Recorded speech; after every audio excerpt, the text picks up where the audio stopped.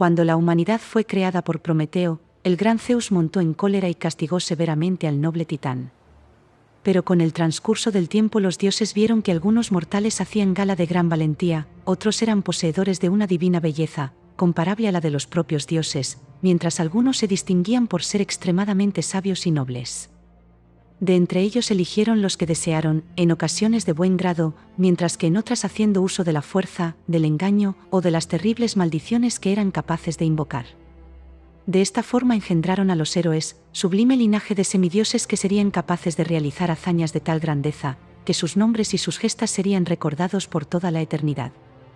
Así los héroes y semidioses se convertirían en los primeros reyes que gobernaron las tierras que bordean el mar Egeo y parte de Asia Menor. Este fue el caso de Hécuba y Príamo, reyes de Troya durante el prolongado asedio de las tropas griegas y que tendría como consecuencia la total destrucción de la ciudad. La princesa Casandra figuraba entre la numerosa descendencia de estos reyes, siendo Héctor y Paris los más conocidos, debido a su intervención en la sangrienta guerra. Pero Casandra también jugó un papel de gran importancia en estos acontecimientos, y sufrió el terrible destino reservado para aquellos que eran tan imprudentes como para ofender a las divinidades. El castigo que los dioses tenían reservado para Casandra fue obtener el don de la profecía, al mismo tiempo que la maldición de no ser creída jamás en ninguno de sus vaticinios. Existen dos versiones alternativas acerca del origen de su don profético, pero ambas se sitúan en el interior del templo de Apolo. En la primera de ellas, se afirma que durante una fiesta celebrada en honor del brillante dios, Casandra y su hermano mellizo Heleno se cansaron de jugar y se retiraron a descansar en un rincón del santuario, quedando rápidamente vencidos por el sueño. Sus padres, que habían bebido en exceso, se retiraron sin darse cuenta de que sus hijos quedaban allí, en el interior del templo. Cuando su madre Hécuba se percató de la ausencia de sus hijos, regresó precipitadamente en su búsqueda y se encontró con que las serpientes sagradas del altar lamían los oídos de los niños, y entonces gritó aterrada. Las serpientes desaparecieron rápidamente entre un montón de hojas de laurel, pero desde aquel momento tanto Casandra como su hermano Heleno poseyeron el don de la profecía.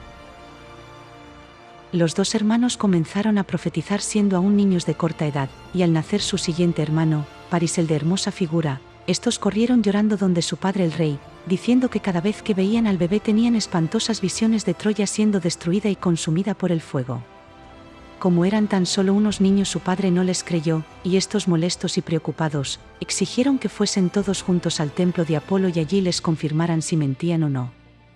Su padre accedió, y quedó muy sorprendido cuando la sacerdotisa del templo les confirmó que aquellos pequeños habían sido bendecidos con grandes poderes para ver el futuro. Desde entonces Príamo prestó más atención a las palabras de sus hijos, quienes insistían en que el nuevo niño sería el causante de la destrucción de Troya. Entonces el rey, asustado y no queriendo matar a su hijo más pequeño, ordenó que éste fuese abandonado a su suerte en el monte Ida, creyendo que de ese modo lograría burlar al terrible destino. En la segunda versión de la historia, se afirma que cuando Casandra creció se convirtió en una joven de extraordinaria belleza, tan hermosa era que el mismo dios Apolo se enamoró de ella. Un día Casandra se quedó dormida en el templo, donde la princesa oficiaba como sacerdotisa, y el dios Apolo, que deseaba intensamente a la joven desde que en una ocasión la contemplara bañándose desnuda en los jardines del templo, y conocedor de las ansias proféticas de Casandra, aprovechó la ocasión para acercarse a la joven y ofrecerle el don que tanto ansiaba, pero solo a cambio de acostarse con ella. Inicialmente Casandra aceptó el trato y Apolo le otorgó el don profético, pero cuando el dios reclamó su parte del acuerdo, Casandra se negó a cumplir con lo convenido, lo cual provocó la cólera del dios. Entonces Apolo fingió comprenderla y le pidió tan solo un beso, momento que aprovechó para escupir en la boca de Casandra al tiempo que la maldecía por haberle engañado, haciendo que nadie creyera jamás en sus vaticinios, por infalibles y acertados que estos fueran. Así pues, aunque Casandra profetizó la destrucción de Troya, la muerte de Agamenón y su propia desgracia, fue totalmente incapaz de evitar estas tragedias, tal era la maldición de Apolo. Su familia creía que estaba loca y su padre el rey Príamo decidió encarcelarla en una torre de la ciudadela, para evitar el escándalo que podría ocasionar sus terribles predicciones, lo que la hizo enloquecer de rabia e impotencia. Los acontecimientos pronosticados se sucedieron uno tras otro, su hermano Paris regresó a Troya con la hermosa princesa Helena, y este hecho desencadenó la larga sucesión de acontecimientos que acabaron con la total destrucción y saqueo de la ciudad. Esta fue la séptima vez que Troya fue destruida, tal y como aseguran los eruditos. Mucho antes de la caída de Troya, Casandra ya advirtió sobre el peligro que se escondía en el interior del caballo que los aqueos habían dejado en la playa. Advirtió repetidamente a su padre Príamo del peligro que esta aparente ofrenda a los dioses entrañaba, y aconsejaba con que fuera incinerado de manera inmediata. Pero lamentablemente nadie creyó en sus palabras, a pesar de que su maestro, el sacerdote del templo de Apolo llamado Laoconte, y que también emitía profecías, compartía las visiones de Casandra. De esta forma, escondidos en el interior del enorme caballo de madera, los héroes griegos consiguieron acceder al interior de las murallas y destruir la ciudad. Entonces Casandra corrió a refugiarse en el templo de Atenea, pero el formidable Áyax, el poderoso hijo de Oileo, rey de la Lócrida, y que fue uno de los guerreros que penetraron en la ciudad escondidos dentro del caballo, andaba tras ella con la intención de capturarla y llevarla ante el rey Agamenón.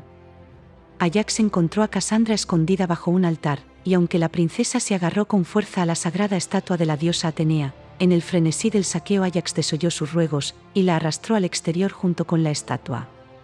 Según algunas fuentes, la forzó en ese preciso lugar cometiendo así un gran agravio ante los dioses. Para otras fuentes, el sacrilegio cometido por Áyax había consistido solo en no respetar la sagrada estatua de la diosa, al arrastrarla fuera del santuario junto a Casandra. Áyax era un poderoso guerrero, de enorme estatura y fuertes brazos, no temía a los dioses y mucho menos a los mortales. Al contrario que sus compañeros de lucha, Áyax fue el único héroe de Troya que no gozó del favor de ninguno de los dioses olímpicos, tal vez fuera debido a su enorme orgullo, o quizás a su carácter desafiante y rebelde.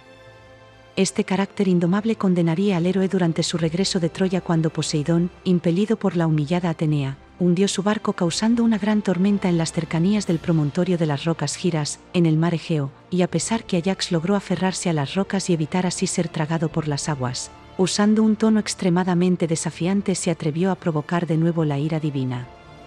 Una vez la tormenta pasó y Áyax despertó, sabiendo que la tempestad era obra de Poseidón para castigarle por sus pecados, comenzó a burlarse del dios diciendo que por más empeño que había puesto en la tormenta por él creada, no había conseguido matarle.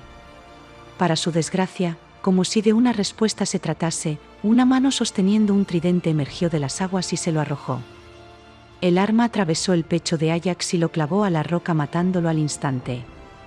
Se dice que tan pronto como se le escapó el alma, el tridente y el cuerpo se transformaron en piedra y allí quedaron, como una alta roca emergiendo sobre las aguas del mar Egeo para el resto de los días. Al finalizar la guerra, Casandra fue entregada como concubina al rey Agamenón de Micenas, y con el transcurso de los días se convirtió en su amante, engendrando descendencia con el soberano. Pero Agamenón ignoraba que mientras él luchaba en Troya, su esposa Clitemnestra se había hecho amante de un personaje oportunista llamado Egisto.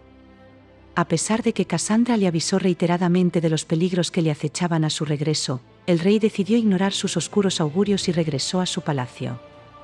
Durante la guerra de Troya, Egisto se había quedado en Grecia intentando seducir a Clitemnestra, la esposa de Agamenón, con la oscura intención de usurpar el trono del rey. Al poco tiempo ella cedió a sus deseos y vivieron juntos en palacio disfrutando de su lujuria, hasta que Agamenón regresara, cosa que Clitemnestra deseaba que nunca ocurriera.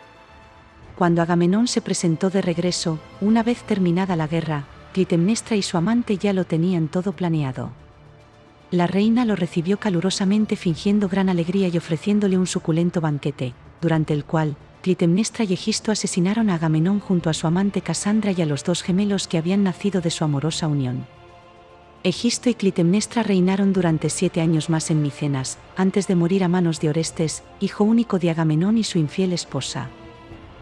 Apolo arrojó su terrible maldición sobre Casandra, haciendo que sus predicciones, aunque certeras, no fueran creídas ni tenidas en cuenta por nadie.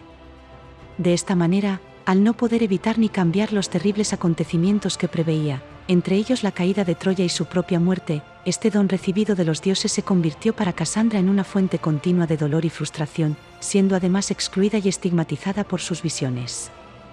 En la psicología moderna se utiliza el síndrome de Casandra para describir a las personas que hacen predicciones sobre el futuro, generalmente catastróficas, que los demás no suelen creer y hacen que la persona se sienta frustrada e impotente. Quienes sufren este complejo no son creídos porque siempre ven el lado negativo de las cosas, y esto conduce a menudo a la depresión así como a una profunda frustración, por la incapacidad de actuar con prontitud y eficacia para intentar prevenir el inminente desastre. En la actualidad, tanto las sociedades como los individuos que las formamos experimentamos este síndrome de manera habitual. Mientras algunos grupos o personas abordan la vida diaria de forma relativamente estable y sin grandes sobresaltos, otros grupos o individuos tienen la sensación de vivir constantemente bajo la amenaza de alguna catástrofe que está a punto de suceder. En nuestro presente, tal vez debido a los extraños e infrecuentes acontecimientos que han tenido lugar durante los últimos años, cada vez son más los que sufren de este síndrome.